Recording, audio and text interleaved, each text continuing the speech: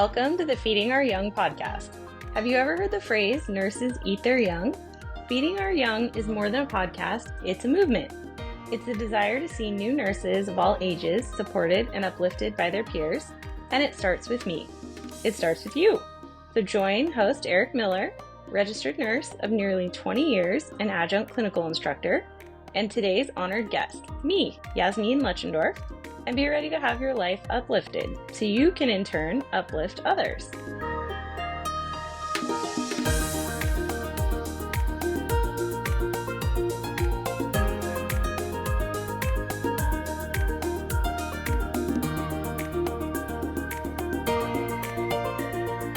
Welcome to the Feeding Our Young podcast.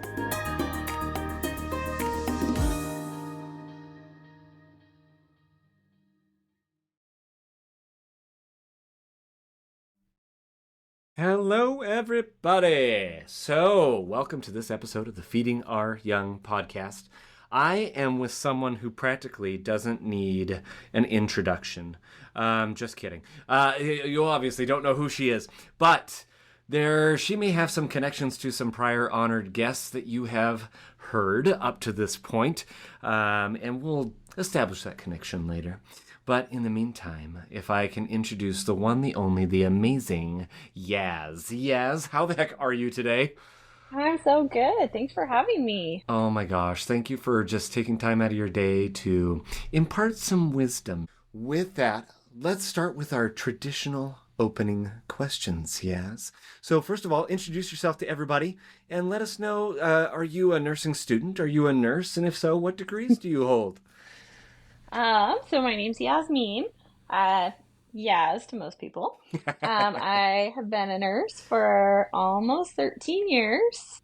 I have a bachelor's, so I did my associates, and then it took some years. I started working, had some kids, started, stopped, was like, I'm going to finish, I'm going to finally do this, and eventually finally got my BSN online, so I have my bachelor's. That is awesome.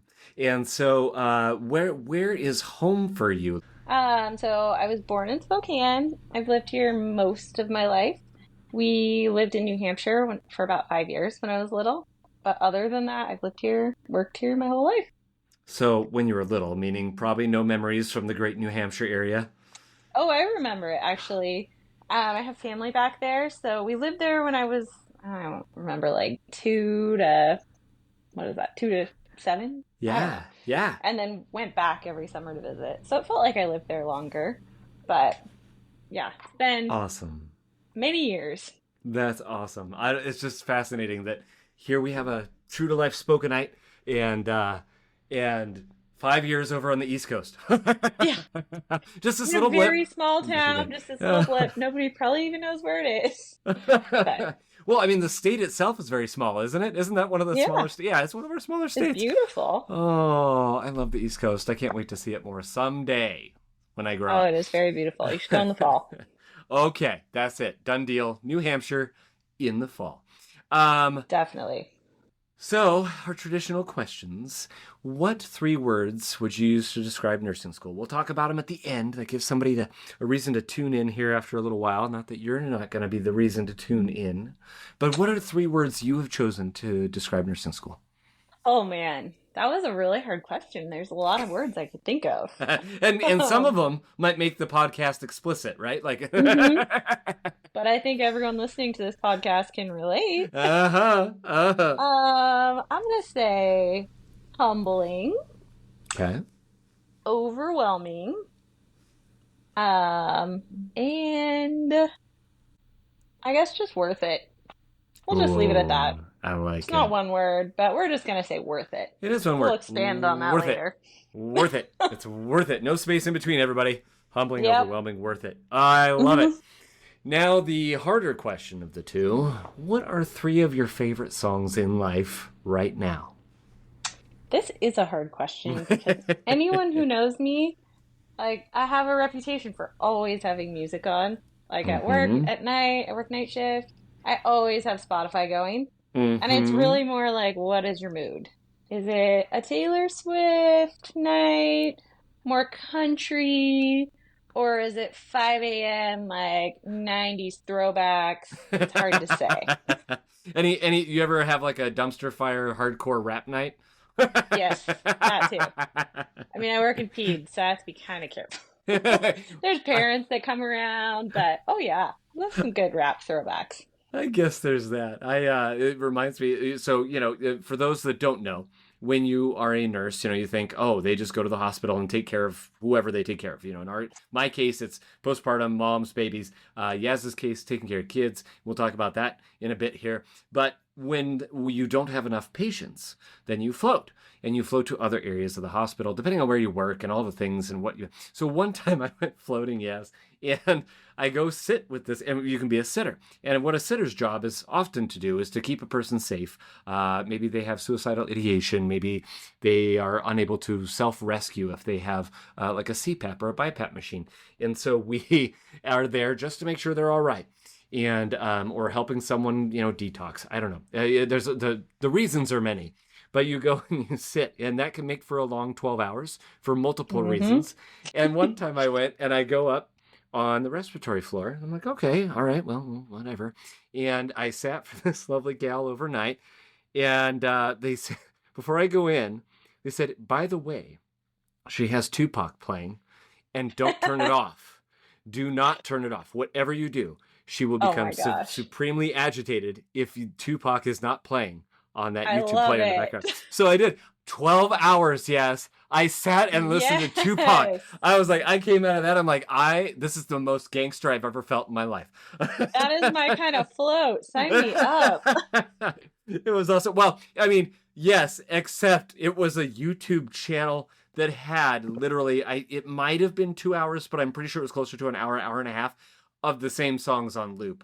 And it was like, by the end of the shift, you're going, I need to go now. Is someone coming? Anyone? So you were proficient in Tupac lyrics. I was very proficient. Yes, very proficient. The most proficient I've been in any sort of lyrics of those sorts in my life. Oh my gosh, I miss it. So Yaz and I, we worked together on postpartum. I'll just throw that cat out of the bag right now, along with previous honored guests such as like Nikki and Sherry, and we'll talk about that whole squad because I feel like that was the group that I came into. So I cut my postpartum teeth, for lack of a better term, with you guys. And it's still one of my highlights of my entire working career, let alone my nursing career. So I miss like being able to share these sort of stories, because we would, oftentimes share running stories that may or may not have involved pooping, things of that nature. And so, it's the best kind. It's the best kind. We're nurses. That's what we do, right? If you don't love poop humor, you're in the wrong place. Bingo! All right. So on that note, one last thing before we start unpacking your story, yes. And that is this relatively newer thing that I do. Although by the time people listen to your episode, they're going to be like, Eric, it's not relatively new anymore. This is like the fifth or sixth person you're doing this with.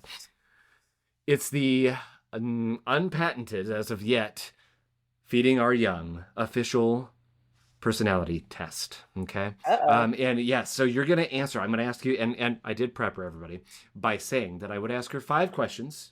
You have not seen these questions, correct? Nope. And you're going to answer them on the fly. You can give rationale or not. That's up to you. And at the end of those 5 questions, we will all know exactly the type of person you are. All right? No pressure. Okay. Here we go. All right, question number 1. You, Yaz, have a time machine. Are you going to go back in time or in the future?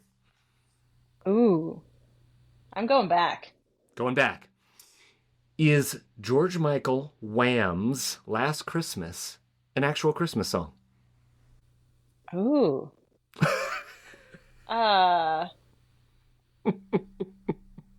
Yes? All right, I feel like that was a trick question. I don't know. No, there's a debate. There's a debate in circles. It's going on in my head. I'm trying to listen to the lyrics. I'm like, I think so. Like, let me get to the second verse and I'll tell you. Hold on. I think so. That's the most decisive yes I think I've gotten with a big old question. Yes. All right. Would you rather have the ability to fly or breathe underwater? Ooh. Fly. Okay. And are you team pie or team cake? Pie. Pie. Makes sense. Yeah, I would have guessed that about you. I'm just kidding. I have no idea. And last question. Would you rather instantly learn a new language or an instrument? New language. Bingo. That's it. The results are in. You're awesome. Okay, so. It was like terrible personality. Is that how that works? No, I'm like, it's kind of funny. I'm like, I literally have no response to what people say. It's just a fun little thing, sort of like an icebreaker, really, right? Kind of see where people fall. Okay, but what was the right answer to the Christmas question? I don't know that there is one. That's the whole point. But there's a distinct group of people that are like, well, yeah, it's a Christmas song. They played at Christmas. And there's a second group of people that are like, no. He talks about heartbreak. He talks about whatever this relationship is and blah, blah, blah, blah. There's nothing Christmassy about it. There's no, like, Christmas spirit. And they're like, there are people who are passionately in one camp or the other. And then there's the third group. Yeah. And the third group is like, who cares? It's a song. That's like, is Die Hard a Christmas movie or not? Bingo. My husband will swear yes. Your husband would be correct. There it is, That's everybody. So funny. There's my official position on whether Die Hard is a. I think was it Bruce Willis or the director? Someone had come out fairly recently and saying that, like, no, this is not a Christmas movie, or they definitively weighed in on the subject. But oh my gosh, too much. All right, yes. Well, if it's all right with you, let's get to know you a little bit better. Okay. Tell us about your family, whatever you want to share. I am married. I have 2 little boys. They are 6 and 8. Keep me on my toes. They are so busy. That's an understatement. Anyone who has some boys close in age can probably relate. It's like every stage is just a little bit wilder. It's rowdy and fighting and, it's good times. Yeah. Brothers being brothers. I love it. Any furry children? Oh yeah, we have a 12, almost 13-year-old Weimaraner, and that boy. And then we were really smart, and we took in a second this fall, and she is 10 months old, wreaking absolute havoc all over our lives right now. So currently you have to go to work without any footwear. You have to. You don't have any furniture, right? That's all gone now? Oh gosh, it's funny that you say that. Actually. Oh no. So I got her from a coworker who will probably hear this podcast, and I can just see her putting her hands in her head right now. She shall remain nameless. We'll protect your identity, ma'am. I won't say. She's probably going to laugh, though. Okay, this is a funny story. She got this puppy. Her kids are grown and married, and she's an empty nester, and her and her husband saw these puppies outside of Costco, and were like, let's get a puppy. And I don't know that they really knew what a Weimaraner is like. I've never seen them just at Costco. Yeah. Usually it's like a process to find them. We had to go 9 hours to get Hank from Montana. Oh my gosh. And so she took in this puppy, and a few months in was like, no way. They're a very high energy breed. They need a lot of exercise. They call them Velcro dogs for a reason. They're insane. He didn't settle till he was like 6. Okay. And so she told me she got a puppy, and I was like, oh my goodness, I want to see it. We love Weimaraners. And then shortly after, he was like, we might have to rehome her. My husband we can't do this. This is way too much. I was like, well, if you have to rehome her, like, reach out to me. And I don't think she thought I was serious. And then I saw on her daughter's, like, she owns a kennel site that they were rehoming this Weimaraner. Oh. And my husband and I both were like, we are not in a place to get a puppy, but also our dog is 12, almost 13, and really slowing down. And our kids are attached to him, and we're kind of like, we know we don't have a lot of time left with him. Yeah. And so being the idiots that we are, we were like, well, let's meet her. Let's see what happens. Well, she brought her over, and she stayed. And it has become the running joke ever since. If you've seen Marley and Me, we call her our clearance puppy. Oh, we love her, and she's so cute, but 2 days before Christmas, I came home from work, and she did, in fact, eat my couch. I opened the Oh, door to find just pieces of the couch all over the living room. She is eating oh my shoes, gosh. many remotes, chewed on the Oh, wall. oh. She is just a really aggressive, like, I want to be in your space. And if Yeah. you're going to leave me alone, I'm I'm going gonna to eat occupy all my your time. things. Yep. Oh. So that's been fun. So you've got I guess, a very poor summation would be you have a very active household. Hmm. It's really quiet and so relaxing. Does she keep the boys, like, does she keep them occupied at least sometimes? My youngest enjoys her. My oldest, not at all. Like, we weren't sure if we were going to be able to keep her. He Yeah. wouldn't even come downstairs. He's just really annoyed by her really in your face Oh. energy. Yeah, like, thank you. No, thank you. That's all right. Yep. It's an Oh my adjustment. goodness. I'm sure in a couple years it'll be great, but for now Yeah. it's been a lot. Don't Oh get a puppy when your man. kids are little. No. I mean, there are some that would say don't get a puppy at all. It Yeah, is literally like raising a I see toddler. that. It And is. you skip infanthood, you skip all that, you just go jump straight to toddlerhood. And anyone who's had a Mm-hmm. toddler knows that that's a bit of work. So, Mm-hmm. uh, so what I'd love to do is we're going to work our way backwards with Yes. Since, you know, the time machine, we're going to go back in time. Okay. So let's start working our way with the most recent past, and that is your career progression. So, as I already established, I met you in postpartum. And was so very grateful to have had that opportunity to meet so many amazing people. Take me Mm-hmm. to before then. Let's not get into nursing school just yet. But you've got your nursing degree. Mm-hmm. Where did you first start practicing? How did you figure out that's what you wanted to do, and take us through to today? Well, I kind of knew I wanted to be a nurse since I was younger. I remember even in high school, I just always was very set, like, that's what I'm going to do. When I was a junior and senior, they had this program called Career Focus where you could take an elective and you went to Rockwood Clinic and worked with a doctor. And so I just like roomed patients and did vitals and kind of got my feet wet that way. Yeah. And then knew I wanted to be a nurse always. And so when I grew up, and actually, while I was doing my prereqs, my grandma, who I was very close to, um, she was diagnosed with an aortic aneurysm and she had to Oh. have bypass surgery. So I went, with her through that whole process. And then she unfortunately passed away a week before her repair of her aneurysm. And it No. was like really, really devastating. Like the most Oh. traumatic time. But Oh. that really made me want to further my career and really sparked an interest in cardiac. And Mm. so after nursing school, I really wanted to work on the cardiac floor.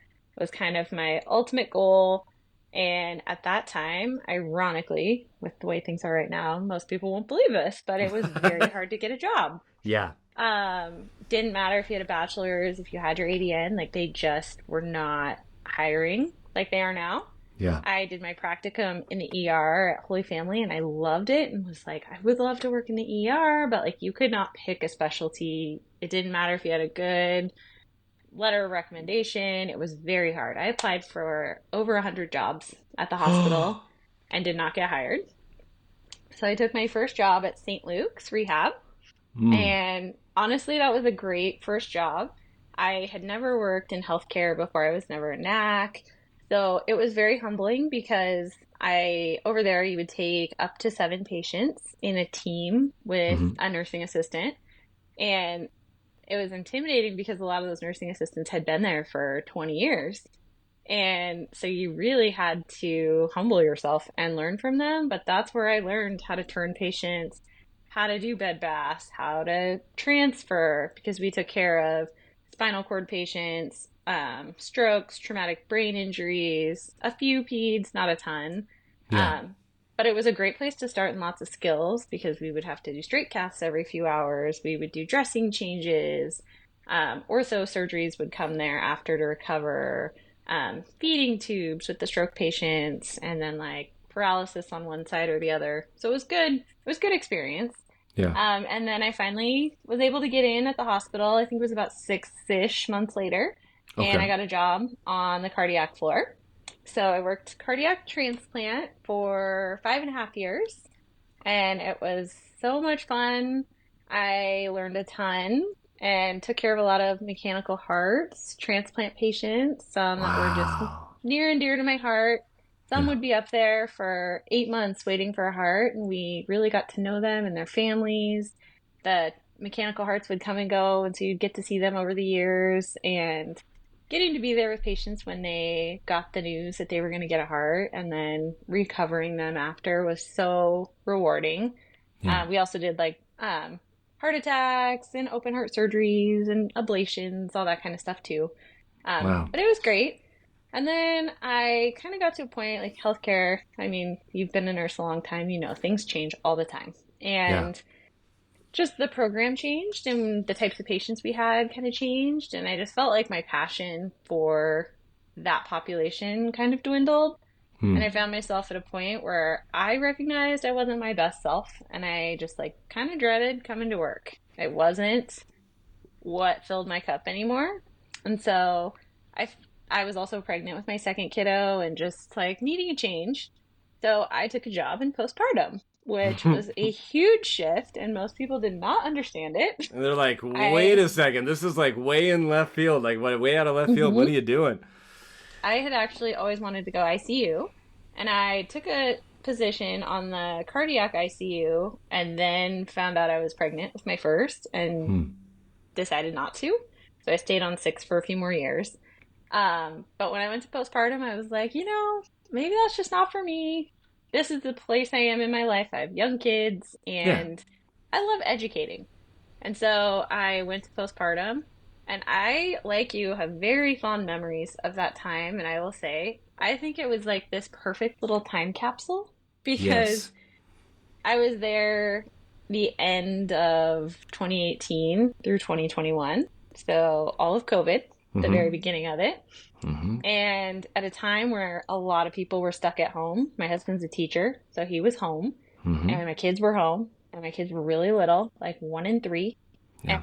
And it was so hard to not have any social interaction. But that crew is truly what carried most of us through.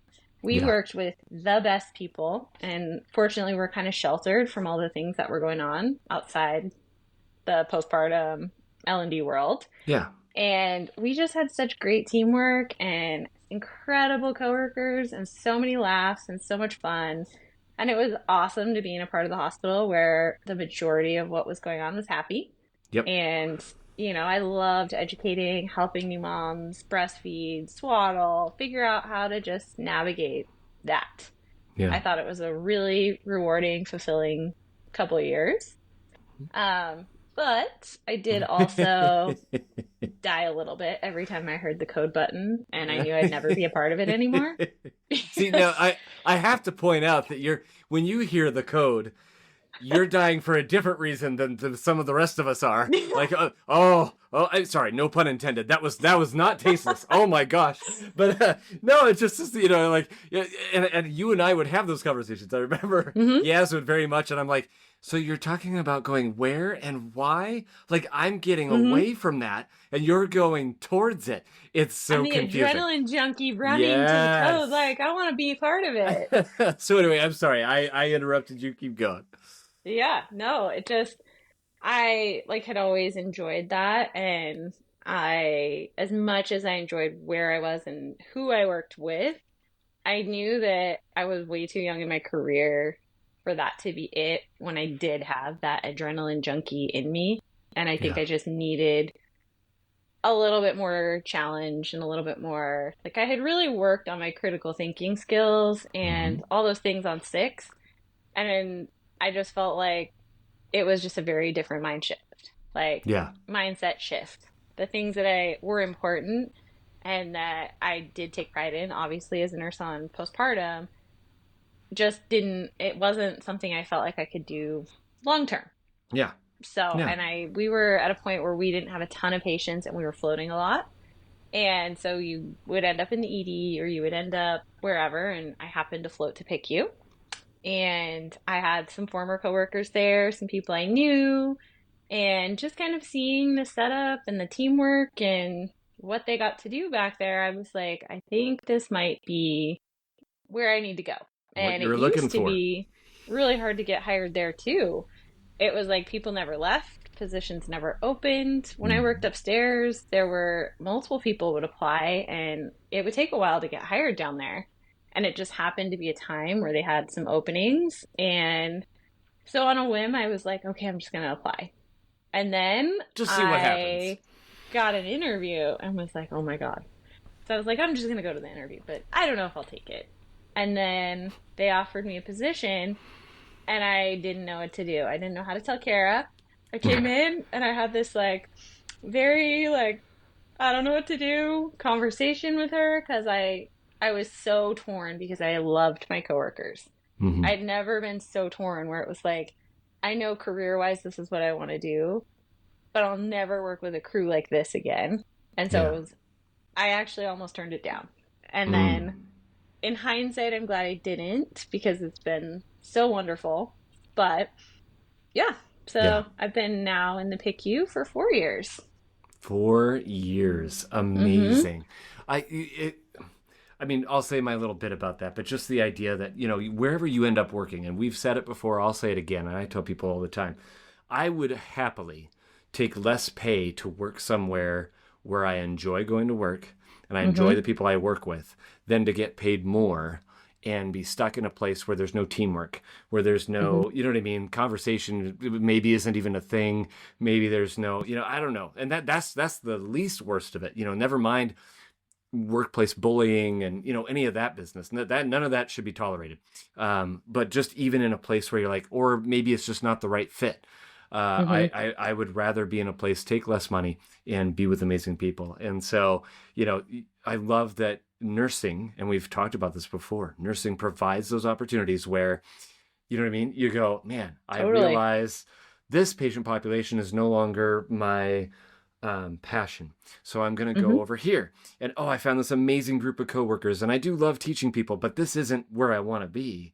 Now I'm ready to, okay, I can move on to this area that, and it's Mm-hmm. just, I love that. I love that. And that's what makes nursing the best career on the planet, right? It really is because I've watched like this the time that I've been a nurse, I became a mom, and you watch your coworkers, that are very career focused prior to kids, and then everything shifts because your Mm-hmm. life changes so dramatically. And I've had a lot of friends that have gone supplemental or have had to explore other options just because of convenience for their family Yep. or even some of our coworkers that have gone to case management where Mm-hmm. it's opened a door and some opportunity that maybe that wasn't their dream job, but now it's so wonderful for their life.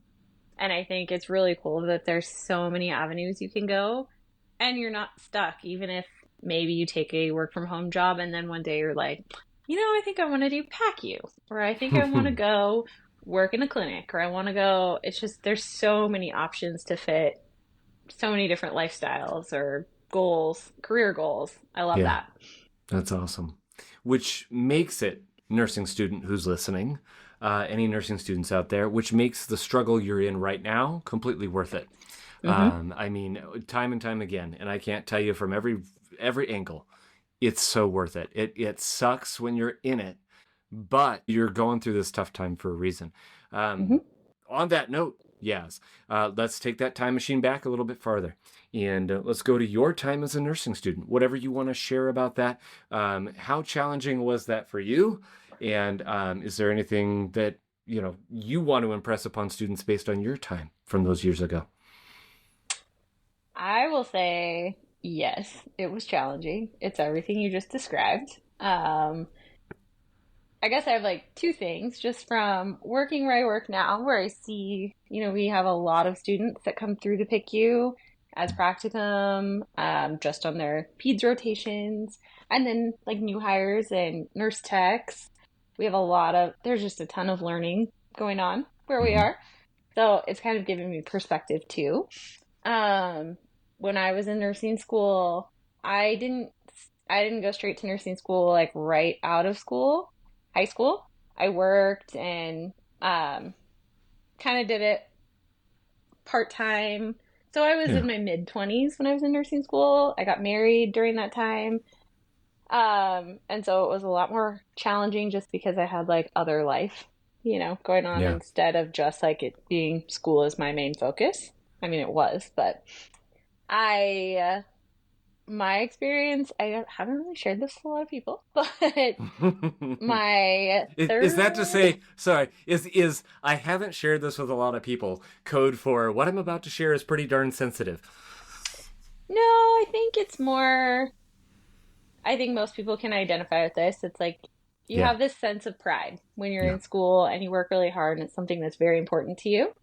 And when I was in nursing school, my father-in-law was really sick and ended up going into hospice care.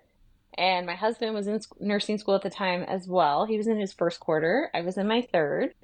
And it just was a really overwhelming time for us. Yeah. His mom was a nurse, and it was really hard because we were all taking care of him. He wasn't at like hospice house.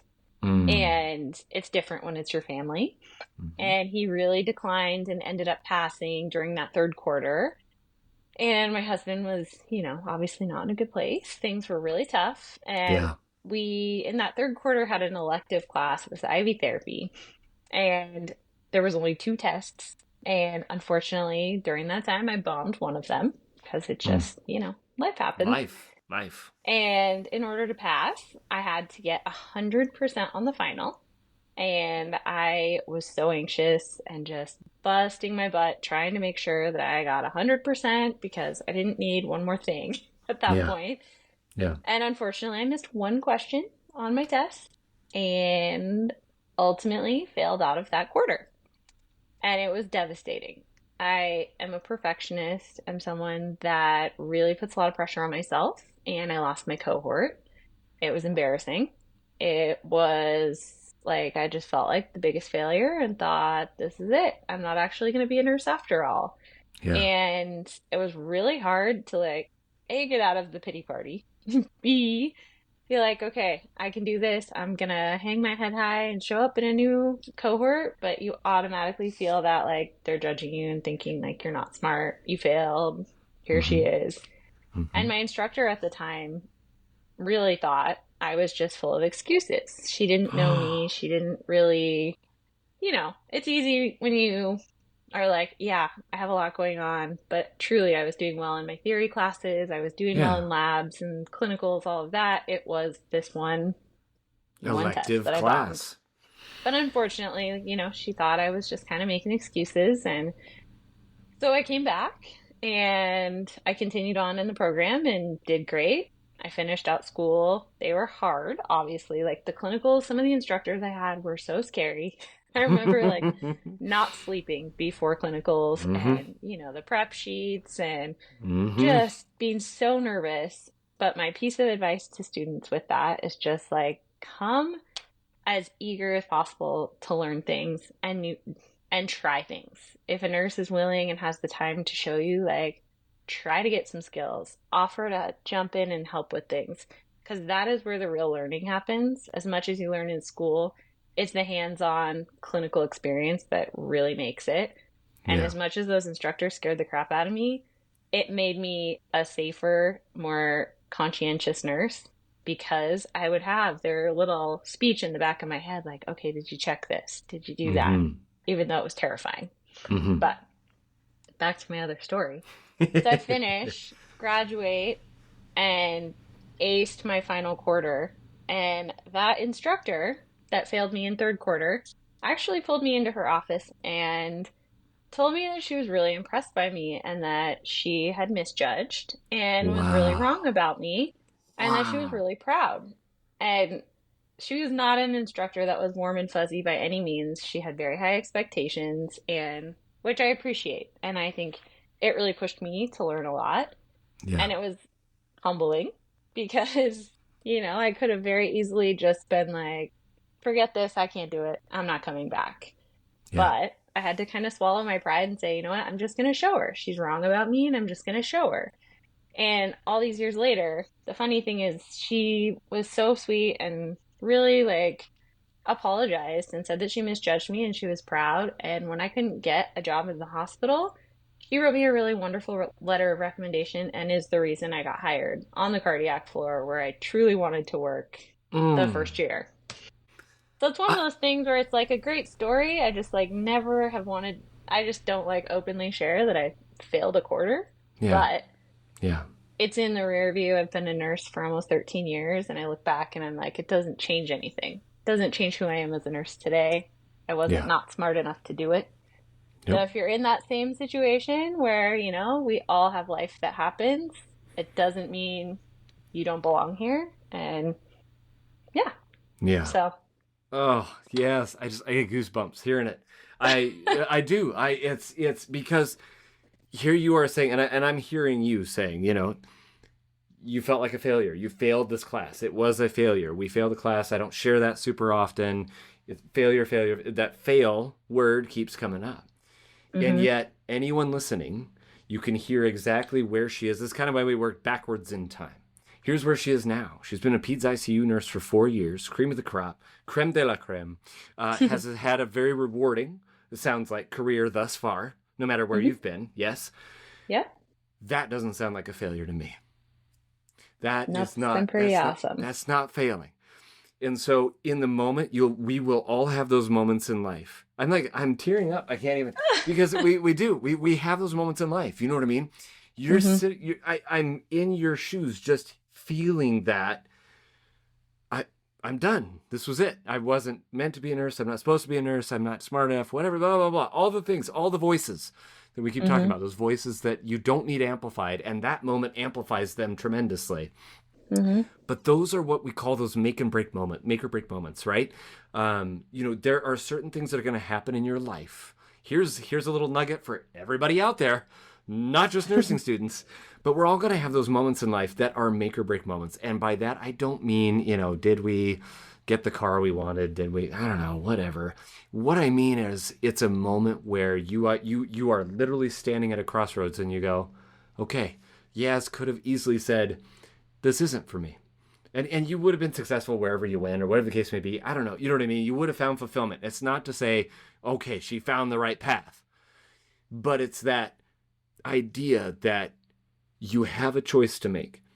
For me, the easily relatable moment is, the death of our first child. For my Mhm. wife and I, that's not something you can middle of the road. You can't Mhm. just, you know what I mean? Like, well, we'll Yeah. kind of see how we navigate this. There's a stat that says, parents who have lost, married couples who have lost a child, they're 80% more likely to get divorced, I think, something Mhm. along those lines. It either breaks you or Mhm. makes you stronger. It pulls you closer together. And in Yaz's case, you either say, I'm not smart enough, I'm not good enough, and you go that route. Or, like you just said, it made you stronger. And you're like, no, I know I can do this. And then you ended up doing gloriously. You know what I mean? And Mhm. it's just watch out for those moments, everybody, and recognize them for what they are. And it's going to suck. Those moments suck. I haven't Mm. heard of of any good examples of a make or break moment. You know what I mean? I don't know of any happy ones, but for the most part, it's those Yep. hard, challenging moments in life. And so please, please, please, choose the make. You have to choose the make. You don't get to just go that way. You have to willingly choose it. And that's not to say if you were like, man, I remember I went down this road and I chose the break. I was broken. It doesn't mean you can't be remade. You know what I mean? Or you can't go down Mhm. that road. So, oh, yes. Thank you, thank you, thank you. So before we close your episode out, is there anything you want to share? Any challenges you've had, other challenges you've had in your life? I just feel like you've been a great resource for those that are listening that are like, oh my gosh, like I want to be like you when I grow up. You know what I How mean? about Like, that? I won't take it that far. But you bring that heart. And so any challenges you face personally or professionally that you want to open up about and or use to help others with before we close in our traditional sense. I would say becoming an ICU nurse, being an experienced nurse of going from adults to peds, and Mm. then going from going from postpartum to Oh. critical care Mm-hmm. also was like drinking from a fire hose. It was, I use this word a lot, but very humbling. You have to humble yourself real fast because essentially you're starting from zero. Yeah. And I owned that. I was very open to learning and knew I had a long way to go. I didn't even have a clue what I was in for when I Mm-hmm. went. I mean, I knew it was a really intense, a lot to learn, a lot of expectation. But I didn't really know like what I was in for. And I will say, having worked on units where I instantly have always made friends and always just clicked with people, Mm-hmm. here it's just very serious. It's very, you work very closely with your doctors, you work very closely with each other, and it's a very, you have a lot of expectation. There's a lot of responsibility and a lot of expectation, and people aren't there to be your friends. They're there to teach you, and they hold you to a high standard. And so I will say it was a bit of a culture shock, and it was really hard at first. Yeah. And the thing I will tell new students or new nurses in any specialty is that keep that mindset when you get your first job. You're not there to make friends. You're there to learn and become the safest and best nurse that you can be. And some of the people that were really off-putting to me initially, I recognize that as a great way to learn. And just like those nursing instructors that were really challenging and really hard on me, I became a better nurse because of it. And these people that I worked with in the ICU that were kind of scary and intimidating and not warm and fuzzy, I have learned a tremendous amount from them and respect them a lot because they're really good nurses. We take care of really sick kids and we see really scary situations and they can save a life. And that's the cool thing is that, Mm. you know, if you work hard and those people will push you to be better, that is what nursing is all about. And I think you kind of have to make your own experience. You know, you're going to only be as good as you push yourself to be. You can Yeah. show up and do the bare minimum, or you can take those opportunities to learn. Like in ICU, if you have your patients stable and they're not intubated, and you can walk around, go around the unit and see what's going on and offer to help or learn about some of the diagnoses and things that you see. And I think as a new nurse, that's so important. I think Yeah. just constantly seeking out your own learning opportunities and realizing people might seem intense or they might seem not very friendly, but it's because they care a lot about what they're doing and they Yeah. want you to care too.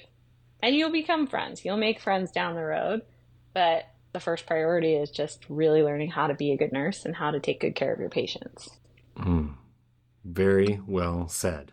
And I guess that speaks towards too. Over the last, I don't know, I don't even know, I can't even put a time frame on it, but kind of that cancel culture that we see in society, right? Like, very much of, you've hurt me.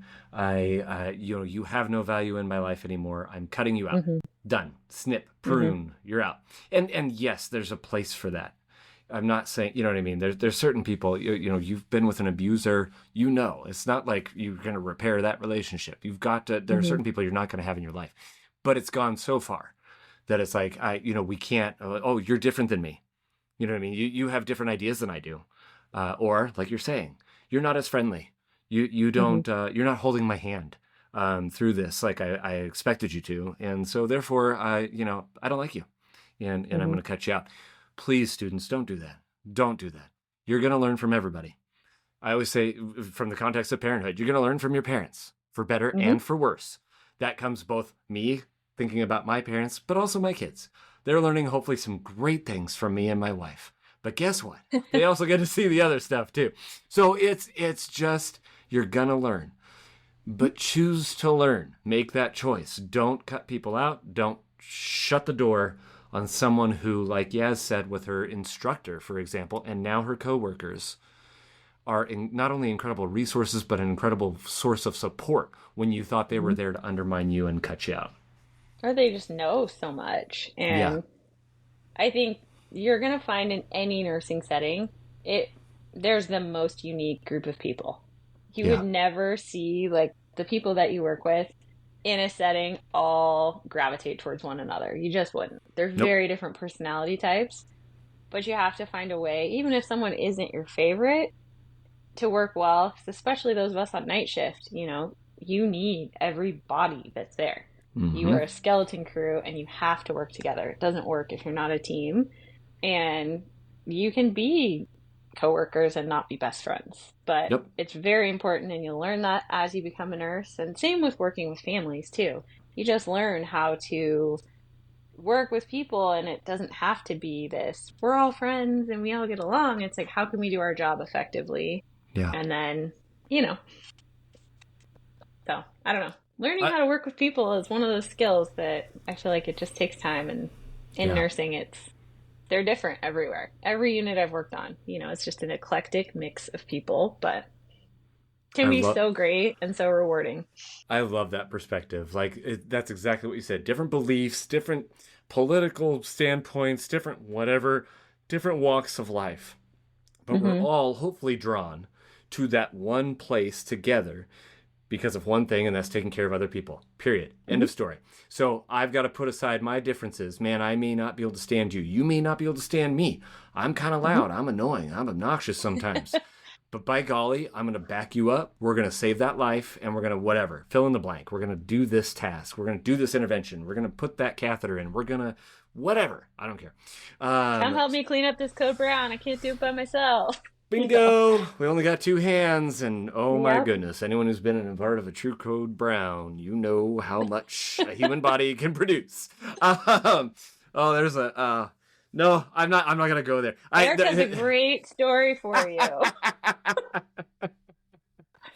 I actually have one that is actually medically related, but yeah, bringing it back around to the old poop jokes there, and the whole when people run, some people, they're known when they run a half or a full, they poop themselves. And I proudly told my coworkers and said, I've never had to deal with that until you do.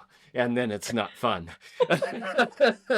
All right. Before I digress down this hole, because I was going back to my own practicum experience from SCC and this one patient we had that legit code. I can't even like the first day I was 2 days with this guy and with my nurse, and it was a male nurse who was, just kind of showing me the ropes up in Colville.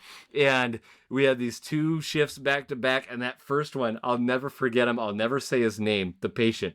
And we go into, it's, as it often is, right? It's end of shift. We're nearing the end of shift. Always. We're doing our last little, and we go in, and he's just in a pool.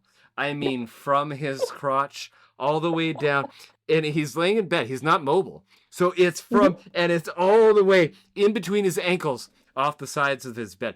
And I'll never forget, the nurse and I are looking at each other, and we're looking at him, and we're looking at each other like, all right, roll up the sleeves. Let's go. We got them all cleaned up and all the things. So day 2, we said, okay, no.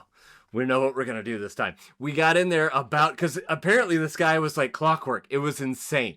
And so we go in about 20 minutes before, and we're like, hey, Mr. Smith, let's get you onto this commode. I don't feel like I have to. I know you don't, but we're just going to sit here just in case, okay? Much easier. Yeah, you learn these things. Okay, Code Brown notwithstanding.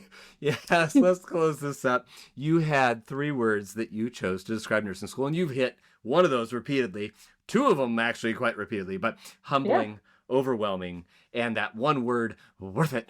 I think I hit all of those. I think you did. Anything you want to add about those 3 at all?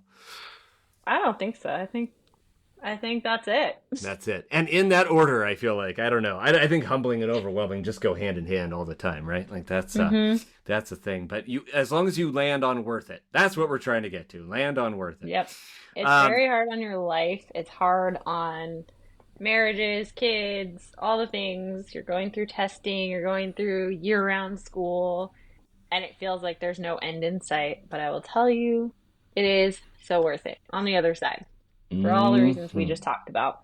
And I know the state of healthcare, lots of people don't love it. There's always changes. And like Sherry was saying in her episode, people will say like, oh, you don't get paid that great. You actually do.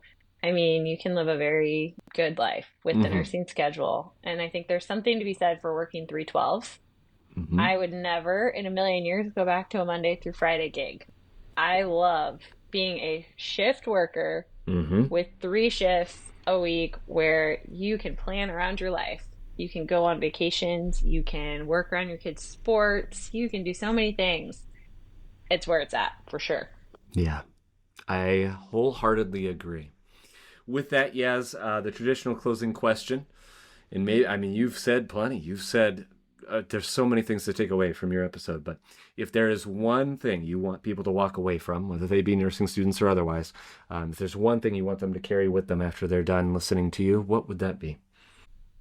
I think just pushing through the nursing school piece and knowing that there's something out there for everyone. If nursing is truly your passion, it might take you a few different jobs to find it.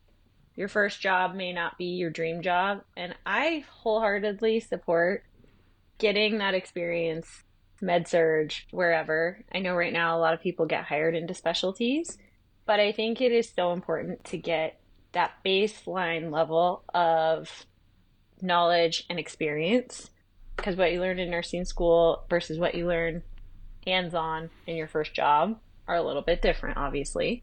So I think just that, like, don't be discouraged if you don't land in your dream job right away, but like, you'll find it. There's something for everyone out there. That's the beautiful thing of nursing. So. Amen, sister. Well, thank you so much, Yaz. I appreciate you taking your time. Thanks for having me. Oh, this has been so fun. I love catching up with you. We're going to have to do another one a year or two down the road. No, I'm just kidding. We're all, a few of us were talking about we gotta get the old crew back together somehow. So we do. Just so much fun. Yeah. All right. Have a great day, Yaz. Thanks. You too.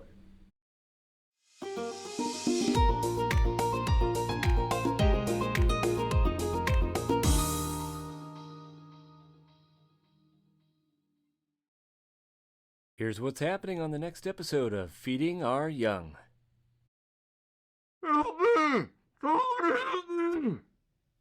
Jen, should we take him out? Yeah, no, we're not ready for him yet. Okay, keep duct tape on a little longer. Yeah, keep the duct tape on. He's real chatty. He needs a little timeout.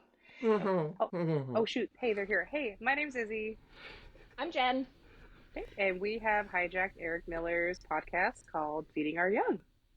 But I suppose we should probably actually let him in. We had this brilliant idea of interviewing him. Meanwhile, we took him hostage and took over all the technology. So we'll let him out of the bag, and we'll start with some questions. You guys ready?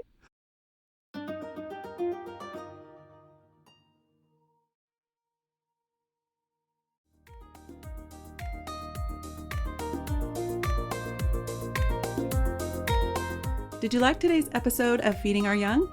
Let today's honored guest know by emailing us at thanks@feedingouryoung.org. Also, if you are a nursing student, nurse, or a nursing instructor and would like to be featured on a future episode, please email us a few details about yourself at the very special email address mystory@feedingouryoung.org. If you have a question you would like addressed in a future Q&A episode, please send it to q@feedingouryoung.org. For all other inquiries, please email us at info@feedingouryoung.org or text us at area code 509-ALL-THEM, 509-255-8436. We're so excited to have you return to hear our next honored guest. Be sure to follow us on TikTok, Facebook, Instagram, and YouTube at Feeding Our Young LLC. Again, that's username Feeding Our Young LLC. Until next time, be encouraged and go find someone to encourage today.